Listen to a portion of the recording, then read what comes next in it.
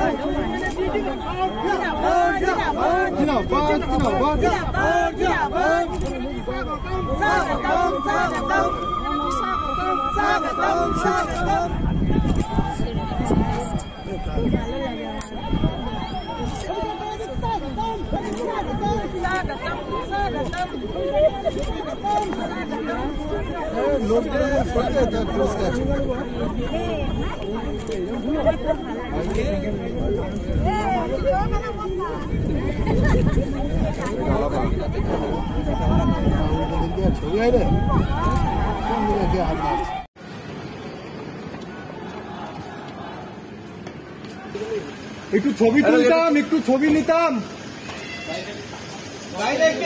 গাড়িটা একটু এগিয়ে দিলে ছবি নিতাম। দাদা এদিকে একবার।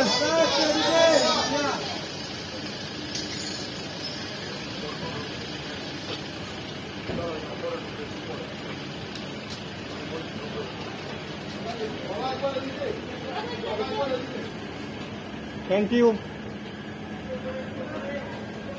ওদিক থেকে ছবি নিস করছি কোথা পর্যন্ত বললেন। বর্ধমান পূর্ব লোকসভা কেন্দ্র, যে নবগঠিত নির্বাচনী কমিটি তার পর্যালোচনা বৈঠকে সেখানে প্রার্থী সহ জেলা নেতৃত্ব সহ সকল এমএলএ, ব্লক সভাপতি, পঞ্চায়েত স্তরের মেম্বাররা উপস্থিত ছিলেন। তো যে সাংগঠনিক আলোচনাগুলো আমাদের করা ছিল আমরা বিস্তারিত করেছি এবং আমরা অত্যন্ত ইতিবাচক এবং বিরোধী আগামী নির্বাচনের ফল যখন ঘোষণা হবে বর্ধমান পূর্বে আমাদের ব্যবধান গত নির্বাচনের তুলনায় অনেক বাড়বে এবং 7টা বিধানসভাতেই তৃণমূল কংগ্রেস নিরঙ্কুশ মানুষের সংখ্যাগরিষ্ঠতা সমর্থন নিয়ে ভালো ফল। দুটো প্রশ্ন, একটা হচ্ছে যে ইডি দাবি করছে যে সুজয় কৃষ্ণ তারা দেবে, কি বলবেন? ইডি আর আদালতে দাবি হবে, ইডি আদালতে যাবে, কিন্তু আমার কিছু বলার নেই। আর ভয়েস ক্লিপিংটা যার সাথে তাকে অ্যারেস্ট করেছে, তাকে তো অ্যারেস্ট করেনি, যার সাথে কথা তাকে অ্যারেস্ট করেছে, তো ইডি করতে পারবে। আমি তো ইডিতে চাকরি করি, আপনার চ্যানেলের ইন্টারেস্ট আমি বুঝতে পারছি, কিন্তু আপনার চ্যানেল যখন ইডি বা সিবিআই যাকে টাকা নিতে দেখা যায়, টাকা যায় না, টাকা ইডি বা সিবিআই ডাকে না, তখন তো প্রশ্ন করেন। আপনার তো এজেন্ডা বেসড নিউজ চ্যানেল হয়ে গেছে। সুতরাং ইডি যদি কোন রকম কোনো দাবি করতে জানাবে কোর্টে, আমি তো লড়ছি দাদা আপনার হাইকোর্টে, ক্ষমা চেয়ে চাই সুপ্রিম কোর্টে, আমাকে এয়ারপোর্টে আটকেছে বলে ক্ষমা চাইতে হয়েছে সুপ্রিম কোর্টে, এটা মাথায় রাখি। আপনি সিভিল অফিসারকে জিজ্ঞেস করেছেন যে আপনাদের এএসডি কে ক্ষমা চাইতে হয়েছে কিনা? আপনার চ্যানেল জিজ্ঞেস করেছে? আপনার সচ্ছাও থাকে জিজ্ঞেস করার, করবেন? জিজ্ঞেস করবে। আপনি তো প্রায় 8 মাস হয়ে গেছে, 8 মাসে কভার করেছি, আমাকে প্রশ্ন করছেন, করুন, ভালো, কিন্তু যেখানে জিজ্ঞেস করার আপনি কি জিজ্ঞেস করেছেন? আগামীকাল থেকে চৌধুরী মেজাজ ঝাড়াচ্ছে, এই জমি কি করে হতাশা বলছেন? কেজরিওয়াল তিনি জামিনের জন্য করছে, কিন্তু এদিকে ইডি বলছে তিনি নাকি মিষ্টি খাচ্ছে আর বেশি আম খাচ্ছে, নিজের সুগার নিজে বাড়াচ্ছে যাতে জামিনের জন্য। ইডির উচিত বিজেপির সর্বভারতীয় সভাপতিকে অ্যারেস্ট করা, তার কারণ যে 100 কোটি টাকা স্ক্যাম বলছে, 55 কোটি টাকা ইলেকট্রাল বন্ডের মাধ্যমে বিজেপিতে গেছে।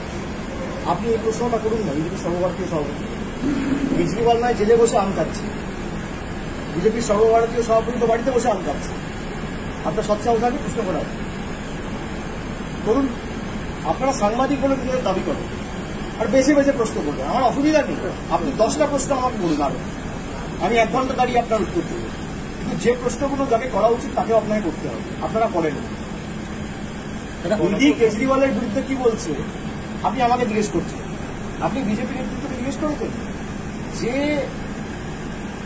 লিকার স্ক্যামের কথা আপনারা বলছেন, সেই লিকার স্ক্যামের তথাকথিত 100 কোটি টাকার যে অভিযোগ, সেই অভিযোগের 100 কোটি টাকার মধ্যে 55 কোটি টাকা বিজেপির অ্যাকাউন্টে গেছে ইলেকট্রাল বন্ডের মাধ্যমে। তাহলে কেজরিওয়াল যদি জেলে থাকে, জেপি নাড্ডা জেলে থাকবে না কেন? আপনি জিজ্ঞেস করেছেন? প্রধানমন্ত্রী তো বলছেন যে বন্ড ইলেকট্রাল বন্ড সেটা যাতে যেভাবে করেছে তাতে যাতে বোঝা যায় সমস্ত হিসাব সমস্ত। তার জন্য ইলেকট্রাল বন্ড লাগতো না, তার জন্য চেকে দিলেও বোঝা যেত। পাল্টা প্রশ্ন করার সাহস আপনাদের নেই বলে যা বলছে আপনারা শুনছেন। উনি বলছেন ইলেকট্রাল বন্ড করেছি বলে বুঝতে পারছি কে কাকে টাকা দিয়েছে, তাহলে তো চেকেও টাকা দিলে বুঝতে পারতো, তার জন্য তো ইলেকট্রাল বন্ড লাগতো না। কে কাকে টাকা দেবে এ তো আরটিজিএস করেও টাকা দেওয়া যেত, এনআইএফটি কোডের মাধ্যমেও টাকা দেওয়া যেত, চেকের মাধ্যমেও টাকা দেওয়া যেত। তাহলে ইলেকট্রাল বন্ডের মানে কি? বিজেপি করেছে। তারা অগ্নিমিত্রা থানায় ঢুকে পুলিশকে হুমকি দিচ্ছে। আমি এই নিয়ে কিছু প্রশাসনিক বিষয়ে পুলিশের মতো ব্যবস্থা নেব। এগুলো সব হতাশার বহিঃপ্রকাশ। তারা জানে তারা নির্বাচনে তাদের রাজনৈতিক মাটি তাদের পায়ের তলা থেকে সরে গেছে, এবং সেই কারণে তারা এই জিনিসগুলো অনবরত করে চলেছে। তারা করুক, আমার শুভেচ্ছা রয়েছে। 4 তারিখ ফল ঘোষণা হবে, তার সাথে মানুষ রয়েছে সেটা প্রমাণ হয়ে যাবে। আর কোনো প্রশ্ন? অসংখ্য ধন্যবাদ। আর কোনো প্রশ্ন? Thank you. Thank you.